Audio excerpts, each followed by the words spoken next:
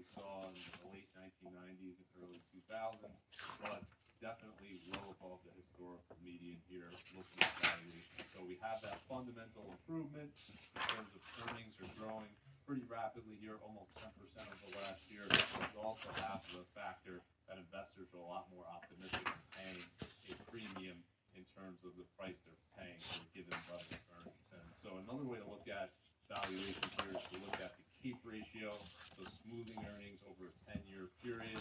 And what we see here is this is the highest valuation for U.S. equities at the start of any presidency, looking at that CAPE ratio going back the last 100 years. So looking at Trump's second term here, we started out with a CAPE ratio of 37.8. That was higher than any other start to a presidency. And historically, when you get this extreme in terms of valuations, talking about the 97th percentile historically, looking at this CAPE ratio, what you tend to see is below average future returns. So we're all the way on the left side of this chart. Highest decile of valuations tend to be followed by below average future returns, but really valuations tell you nothing about the short term, what's going to happen the next month, the next year. Valuations that are high can always get higher in the short term, but really what this means for the longer term is investors should temper their expectations. Don't expect the next 10 years to be as good as the last. And talking about high expectations here is really reflected in the earnings estimates for 2025. What I'm showing you here are the current estimates, and what investors are expecting is 15% earnings growth in 2025. Now this has come down. It wasn't at 20% a few months ago.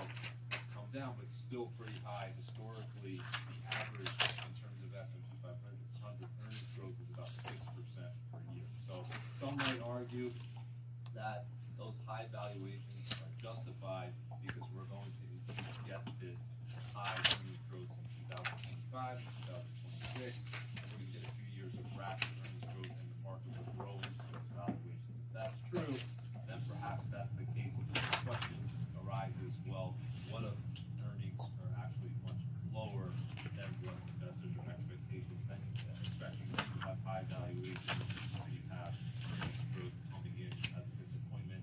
That'll be a question that we ask throughout the year. I think right now the setup is the market is expecting these companies to deliver. They're expecting to produce performance.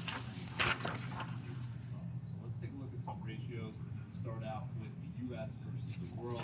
U.S. is dominating in terms of performance, dominating the global market landscape, outperforming international equities for over 16 years. This is by far the longest period of outperformance that we've ever seen for the U.S. versus international stocks. But you can see this right part of the chart here, year to date, it's actually reversed a little bit. U.S. stocks are only in February 10th here as we're talking, but U.S. stocks up 3.2%, and MSCI World X USA ETF is up 5.2%.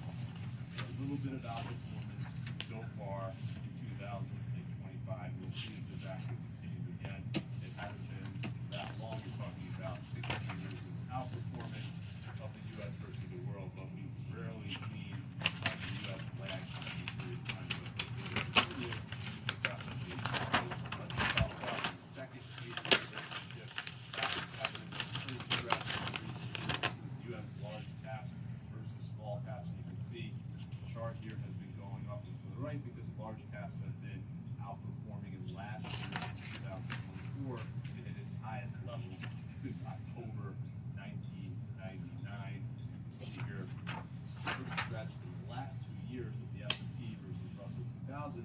So back-to-back large cap outperformance. We actually haven't seen that big of an outperformance in a 2-year period since 1997, 1998. The third ratio that has been at an extreme actually in December hit its highest level since March 2000. This is the ratio of growth to value. Look at the Russell 1000 here, and that hit its highest level since the peak of the dot-com bubble.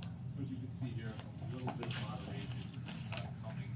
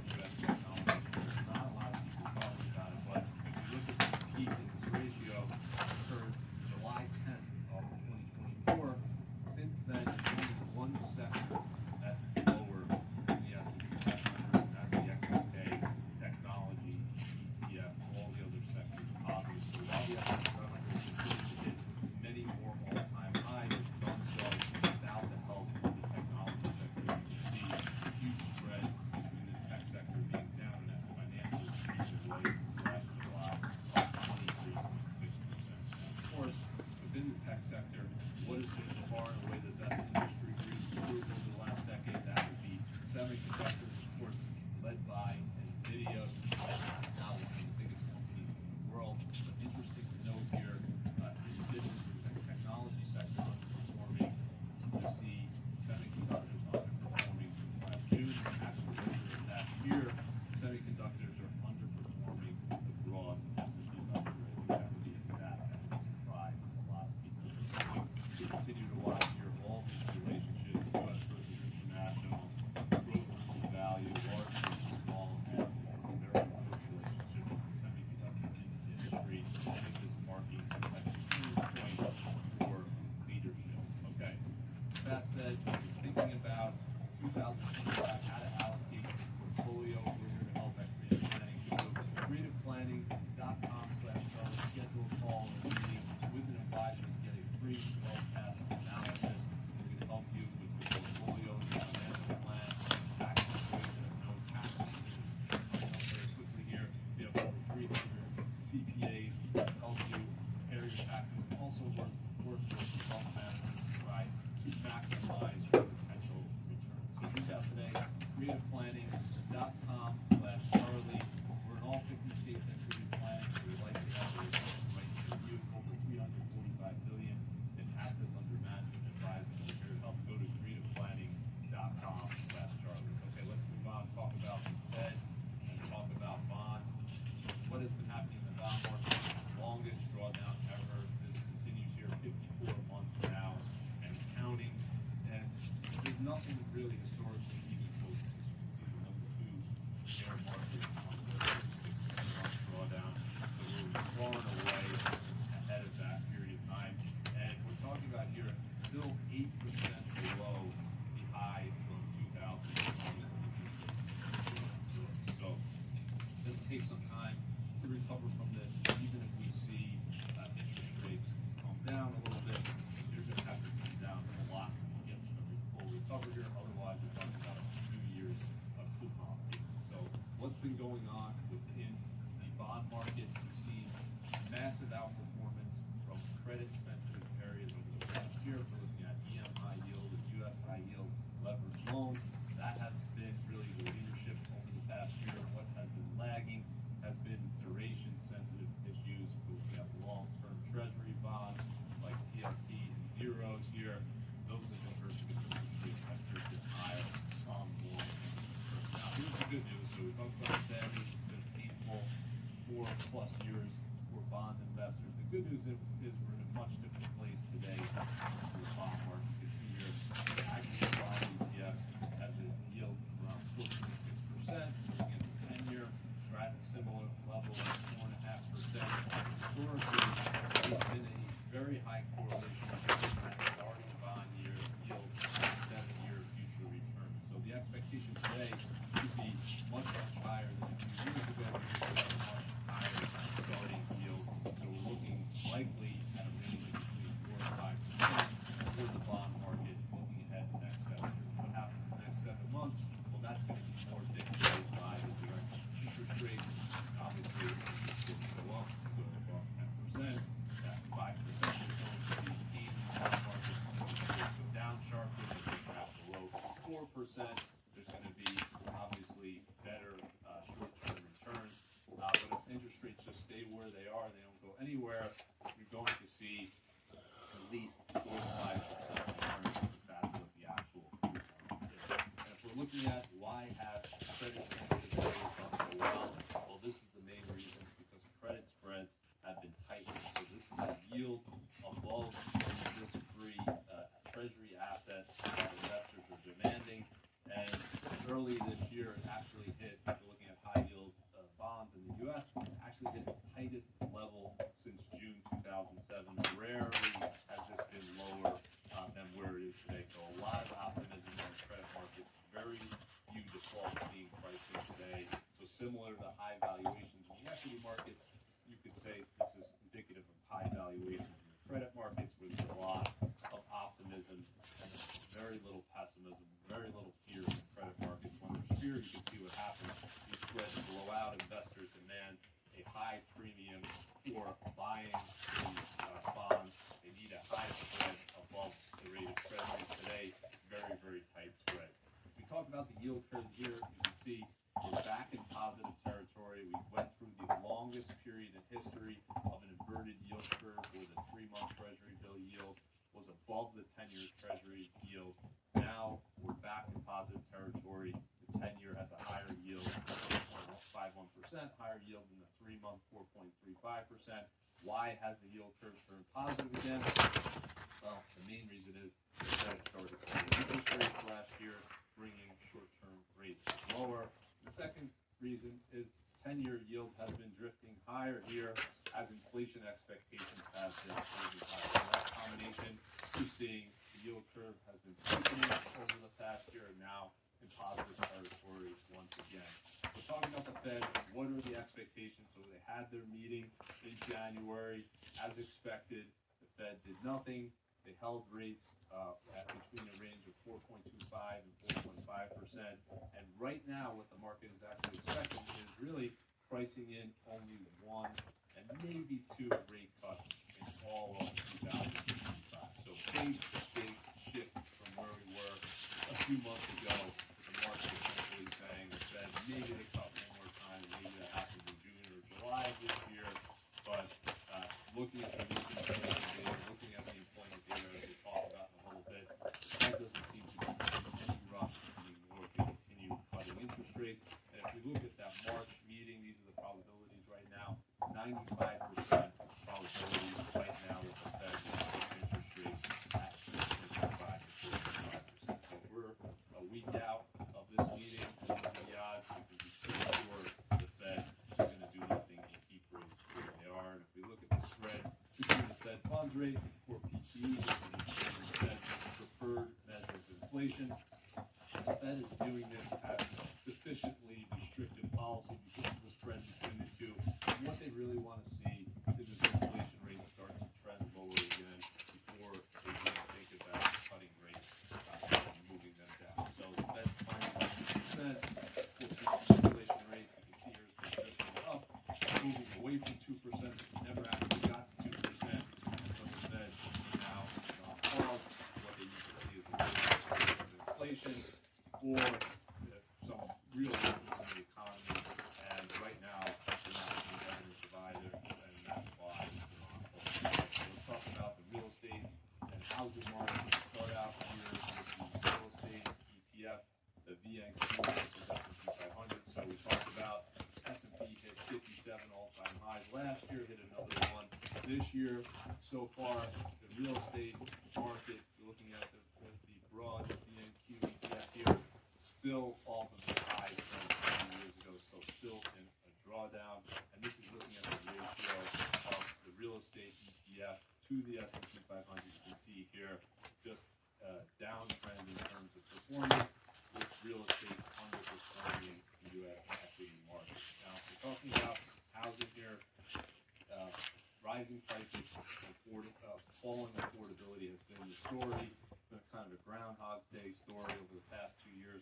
It just continues to get worse because prices continue to outpace the growth in people's income. And you can see Case-Shiller National Index still hitting record highs, and housing affordability index just languishing near record lows. And this is the chart that caused a lot of problems in the housing market. It's the fact that home prices nationally up over 50% in the last 5 years, while U.S. average hourly earnings, so your wages, up about 25% on average. So that widening spread has caused the housing market to simply be unaffordable for most people. This is another way of looking at it. And what the Atlanta Fed is doing here is they're calculating, well, what is the income you would need to afford the median house that's for sale, and what is the actual income in the U.S. And you can see here, there's a 49% gap between the two. So the actual income is much lower than what you need to afford based on current prices, which means that one of two things need to change: either prices come down or incomes go up, or mortgage rates come down. So you need to have these affordability equations change in some way to close this gap. So the bad news has been that the supply has been so low that prices really have continued to outpace wages, but we're starting to see a little bit of light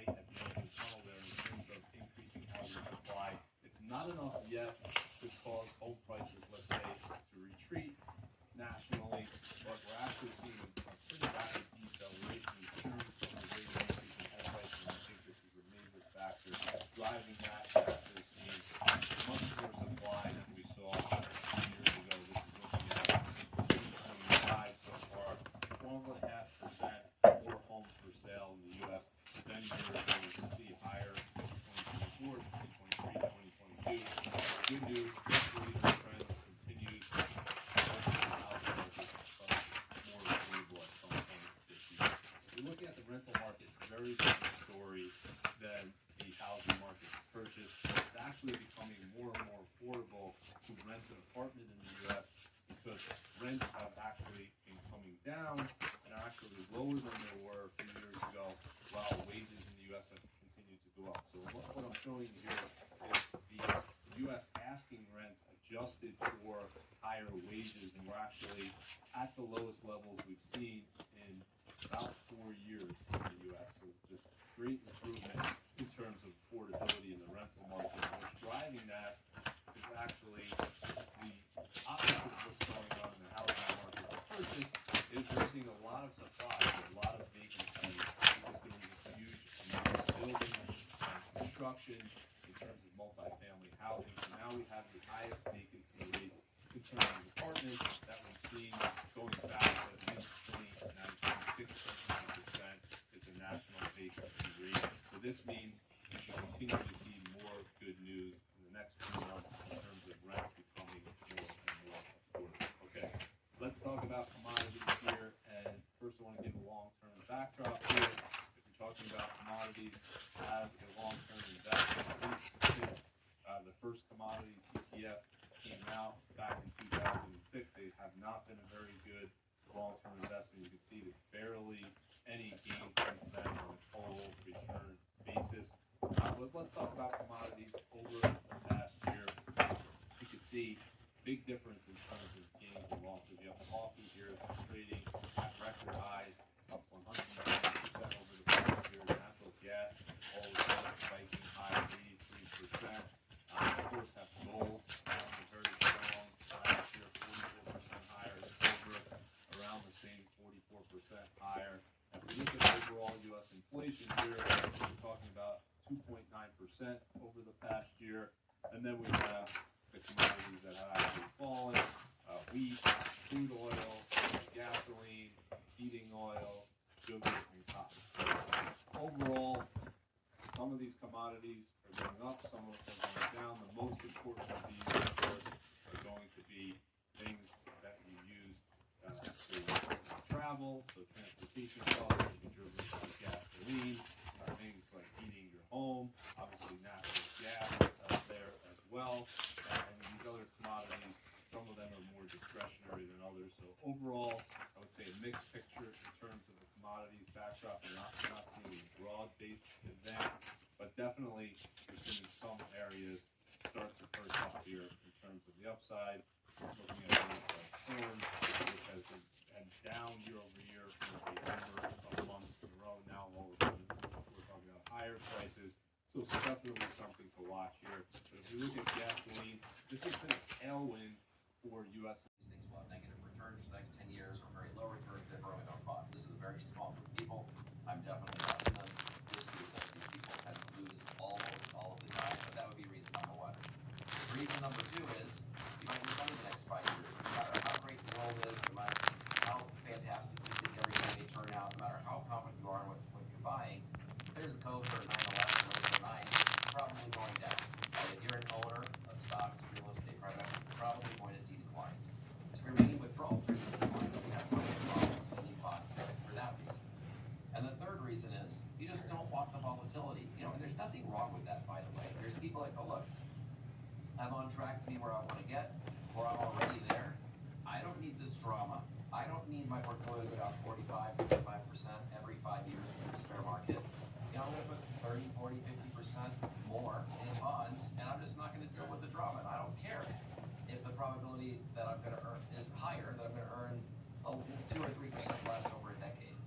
Those are the three reasons. Make sure you know your why, and then back into the investments. Right. So it comes down at the end of the day now, simply looking at the split between stocks and bonds, and there's a trade-off, as you can see in this chart here. The higher the risk on a long-term basis, the higher the reward. Stocks don't give you that 10% long-term return without higher risk of drawdown, higher volatility along the way. And for every investment, there's a right place in the spectrum, but it might not be. I know a lot of the advisors just use just simply age, Peter, and other factors like that. I know you don't believe in this. For everyone, it's unique. Someone might be 75 and have a very high risk tolerance, have no interest in owning a lot of bonds. Someone might be 25 and have a different view and say, sleeping at night is a premium to me. I want to hold more treasury bills and bonds. 100%. And I think that's wrong with getting there by sleeping at night. Doing it based on your age, as you mentioned, or anything related to, well, I'm at this point in my life, I therefore should have bought this much bonds. I don't think that's the right way to do it. You have two people who are 50, two people who are 30, have very different needs, very different savings rates, very different future withdrawal rates. They should have different allocations. Absolutely. The key of all of this is know what you own and why you own it, and the reason you want to do that is because things don't always go up, and when they go down, well, if you don't know what you own and why you own it, well, you're likely to abandon that, and many of these other lessons deal with that, so we'll touch on that. But let's go to lesson number 2 here. Don't try to time the market, and this is a quote that I've used many times in the past. Far more money has been lost by investors preparing for corrections or trying to anticipate corrections than has been lost in corrections themselves. Now, Peter, we haven't had a correction here since last August. Seems like a distant memory at this point. That's a pretty long time. Usually you get 3 to 4 corrections a year. We know another one's coming. You could kind of fill in the blank. Let's say if one were to happen now, we'll talk about tariffs later, but you could probably say that would be one reason assigned to it. But investors should be fully expecting that correction to come. And there's many cases you could make. Stocks are highly valued, and we have this trade war, we have all this uncertainty, on and on and on. Why shouldn't an investor think about now trying to time the market and buy back in at a lower price? I mean, the issue is that this thinking begins with this idea that the market goes up and down, and therefore I'll wait till it's down, and then I'll add, and then it'll go up. That's not really what the market does. The market over a long period of time goes up, and it has intermittent breaks where it goes down. So it's very common for, say, the Dow to use one index to go from 35,000 to 37,000, then go backwards to 36, but never revisit 35, right? If you're on the sideline, the market can get away from you. That's what's basically happened to everybody since COVID. Everybody waiting for this pullback that they can get back in have permanently missed an opportunity to make real wealth destruction by being on the sidelines during any of this. And so stop trying to avoid the next correction. One happens about every 13, 14 months. Average correction's about 14%. The next correction that happens, I bet it'll happen this year statistically, it's going to be a drop of 6,000 points, and everyone's going to lose their minds, but it's something that happens all the time. Just keep buying, keep buying, keep buying through the whole thing. Interesting you say that, because we actually could right now be living in a simulation that basilisk is running in the future, right, as a test for our real selves. But every time that this is, unfortunately, we get into a multiverse here. Every time the Rocco's Basilisk AI super god in the future, which it does seem like we do live in a multiverse. Oh, so true. Imagine a world where every grain of sand was the same except for one. That thought blew my mind when I was 7 years old. And then, you know what? I stopped thinking about it. But imagine in That's the future. That's how I feel about microplastics. It's running. I know, because I'm like, my balls are. Who knows what's in there already? You're telling me that no plastic's not going to hurt. In the future, we might be long dead right now, Liz. Like this second, we might be long dead. Mm-hmm. But the AI in the future is running a test on you individually right now. So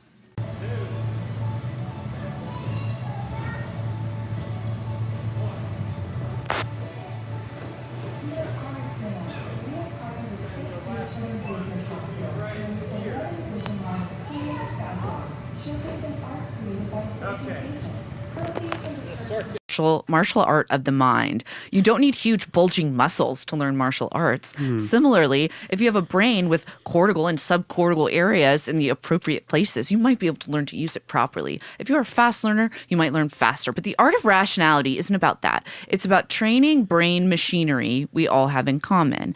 And where there are systematic errors human brains tend to make, like an insensitivity to scope, rationality is about fixing those mistakes or finding workarounds. So, in less wrong parlance, these posts were part of a sequence, which is just like a collection of posts on topics, but they call it a sequence. They eventually put all of these together into a big book called Rationality from AI to Zombies. It is, and this is true, it is 6 volumes, it is 22 chapters.